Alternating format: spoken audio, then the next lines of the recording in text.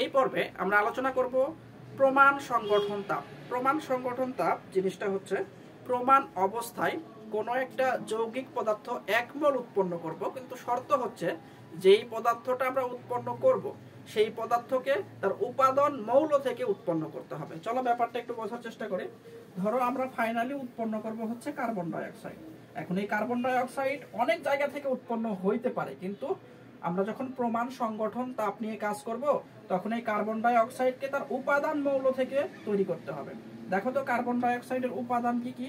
একটা হচ্ছে ভাইয়া কার্বন আর একটা হচ্ছে ভাইয়া অক্সিজেন, ঠিক আছে? তাহলে এই কার্বন ডাই অক্সাইডে যখন আমরা প্রমাণ সংগঠন তাপ বের করতে যাব তখন আমাদেরকে কার্বন ডাই অক্সাইড উৎপন্ন করতে হবে সরাসরি কার্বনের বিক্রিয়া এবং অক্সিজেনের বিক্রিয়া। কার্বন প্লাস অক্সিজেন বিক্রিয়া করে উৎপন্ন করবে কার্বন ডাই অক্সাইড। এই মুহূর্তে মোট যে তাপ শক্তির পরিবর্তনটা হবে সেটাকে আমরা বলবো হচ্ছে কার্বন ডাই অক্সাইডের সংগঠন তাপ। এই মুহূর্তে তাপ শক্তির পরিবর্তন ডেল্টা এইচ সমান হবে হচ্ছে -393 কিলো। তাহলে এই বিক্রিয়ার যে তাপ শক্তির পরিবর্তন এটাকে চাইলেই আমরা কার্বন ডাই অক্সাইডের সংগঠন তাপ বলতে পারবো।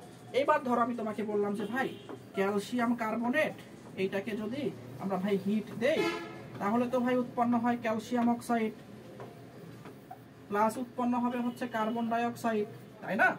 তো এই বিক্রিয়াতে তো ভাই কার্বন ডাই অক্সাইড উৎপন্ন হচ্ছে।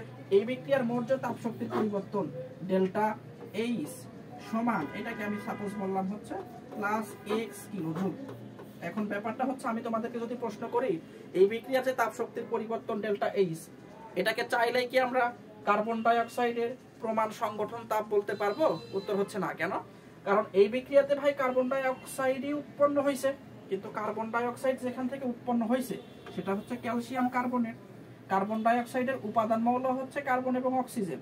এই কার্বন এবং অক্সিজেনের সরাসরি বিক্রিয়া দিয়ে কার্বন ডাই অক্সাইড উৎপন্ন করতে হবে, কিন্তু এখানে যে ব্যাপারটা করছি আমরা সেটা তো ক্যালসিয়াম কার্বনেট থেকে কার্বন ডাই অক্সাইড উৎপন্ন করছি। তাই এই বিক্রিয়ায় যে মোট তাপ শক্তির পরিবর্তনটা হবে এটাকে আমরা কার্বন ডাই অক্সাইডের প্রমাণ সংগঠন তাপ বলতে পারবো না। ব্যাপারটা মনে হয় বুঝাইতে পারছি। আর প্রমাণ অবস্থা জিনিসটা কি? প্রমাণ অবস্থা হচ্ছে তোমার হবে ভাই 25 ডিগ্রি সেলসিয়াস তাপমাত্রা এবং 1 অ্যাটমসফিয়ার চাপ। তাহলে চলো জিনিসটা আমরা আরেকবার একটু রিক্যাপ করে নিই। যে প্রমাণ সংগঠন তাপ বলতে বোঝায় যে কোনো একটা যৌগিক পদার্থ আমরা তৈরি করব, কিন্তু শর্ত হচ্ছে ওই যৌগিক পদার্থকে তার উপাদান মৌল থেকেই প্রস্তুত করতে হবে।